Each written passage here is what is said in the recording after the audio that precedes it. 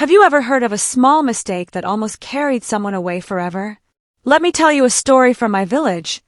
A story parents still whisper to their children at night, so they will learn to listen and learn to think before touching things that do not belong to them.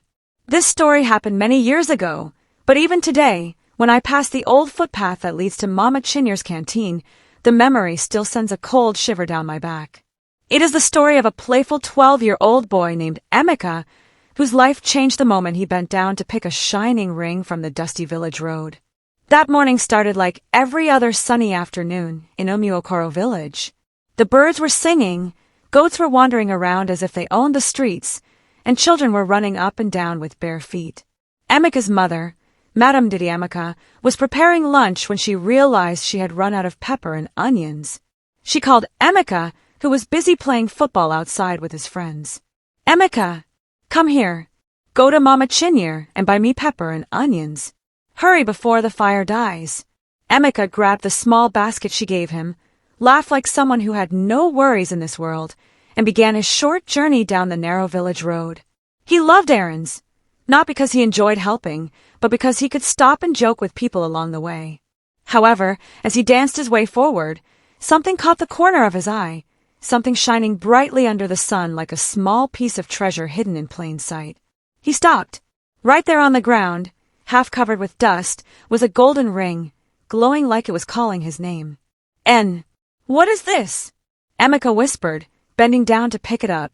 It felt warm in his hand, and for a moment he looked around. No one was near. No one was watching. "Maybe someone dropped it," he thought. "It is fine. I like it," he warned Statly. Guess what? Something shocking is about to happen. The instant it touches Emeka's finger, a cold breeze brushed across his skin. The hairs on his arms rose. For a moment, he felt strange, but he shook it off. "It's just a ring," he told himself. Little did he know, that small decision is about to cost him his life, or the closest brush with danger he had ever experienced. He continued walking, swinging the basket and humming a song. When he reached Mama Chinyer's canteen, he greeted loudly, "Good afternoon, Mama." But she did not look up. He stepped closer. Mama Chinyer, I want to buy pepper and onions." Still, she didn't respond. She continued arranging smoked fish on her tray, humming as if she was alone. Emeka blinked. Maybe she didn't hear me, he thought. He clapped his hands loudly the way children in the village did when they wanted attention. No reaction. He moved right in front of her face. "Mama, please now, attend to your customer." Yet nothing. It was as though he wasn't there. A small fear crawled into his chest. He gently pinched his own arm. "Ouch! I'm still here," he whispered. Confused, he turned and ran to the next shop where Mama Yuzo sold groundnut and garden eggs. "Auntie Yuzo! Good afternoon." Nothing. He waved his hands in front of her face. Again nothing. His heartbeat increased. What is going on? Why can't anybody see me? He tried everything shouting, singing, even knocking down a plastic bowl in her shop, but the woman only frowned, picked the bowl up, and looked around like she sensed a breeze. By now, Emeka was shaking. He ran as fast as his legs could carry him, heading to his favorite playground at the back of the old well. His friends were there, Chima, Samto, and Ada. If anyone could see him, it had to be them. He rushed to them. Guys, it's me. Can you see me?" They didn't look his way. He stood right in front of Chima and waved. Nothing. Fear tightened around Emeka's throat. What is happening to me? Back at home, his mother had started worrying. Emeka never stayed long whenever she sent him on errands, and the sun had already moved halfway across the sky. Where was her son? She wiped her hands and went out, asking people on the road. "Have you seen my son? Did he pass this way?" Everyone shook their head. "No, madam. We have not seen him today. But I sent him few minutes ago." We didn't see him at all." Even Mama Chinyer, the shop owner, said, "My sister, I never saw him today. I have been here since morning. Nobody like him passed." That was when fear settled in her heart like a heavy stone. Emeka's father came home and joined the search. People spread around the village, calling his name. But how do you find someone you cannot see? Meanwhile, Emeka had run behind the abandoned community hall, breathing fast. He tried to calm himself. Then he noticed something.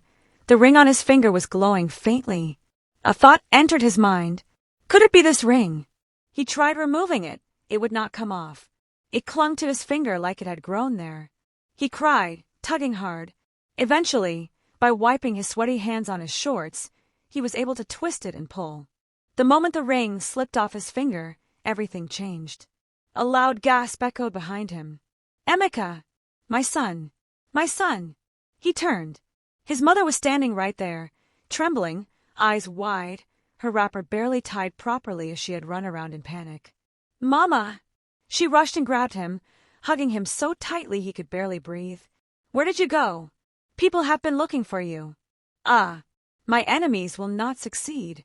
At first, the mother has intention of beating him, but fear, along with joy from withing, did not permit that. She thought she had lost her only child. Soon, neighbors gathered around, surprised. One of them whispered, "But he wasn't here before. How did he just appear like that?" Before long, the police siren was heard. Emeka's parents had reported the missing child earlier, so officers arrived to ask questions. The lead officer bent down to Emeka's height. "Young boy, where did you go? Tell us the truth." Emeka pointed at the ring still in his hand. "I found this on the road. When I wore it, nobody could see me again." The officers, villagers, and even his parents stared at the ring. The officer carefully picked it up with a handkerchief. His eyes widened.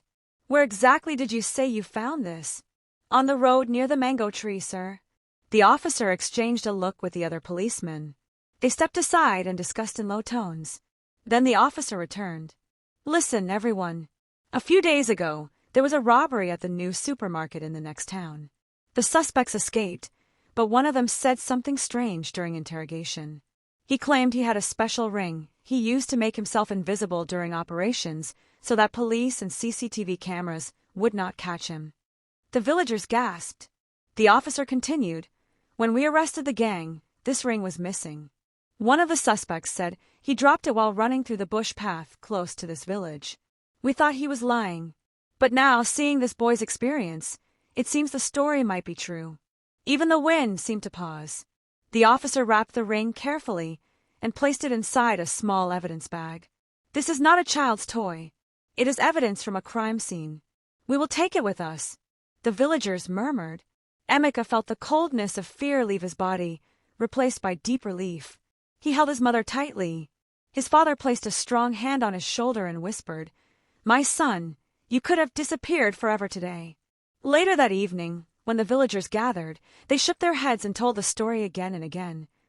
How a little boy almost vanished because of a ring that did not belong to him.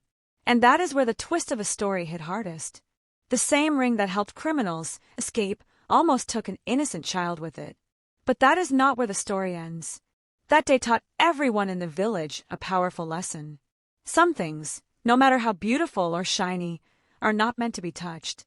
Some things, no matter how harmless they look, are not meant to be taken in as much the item does not belong to you. Some things, even a child must learn to walk away from. And Emeka, from that day, he never again picked anything from the ground unless he knew exactly where it came from. Not everything that shines is a blessing. Some are dangerous traps. Always tell an adult before picking or taking anything strange. Curiosity is good, but wisdom is better. And above all, listen to your parents. Their warnings can save your life. What do you think you would have done if you saw that ring on the road? Would you pick it or walk away? Tell me in the comments. And don't forget to share this story to warn someone else.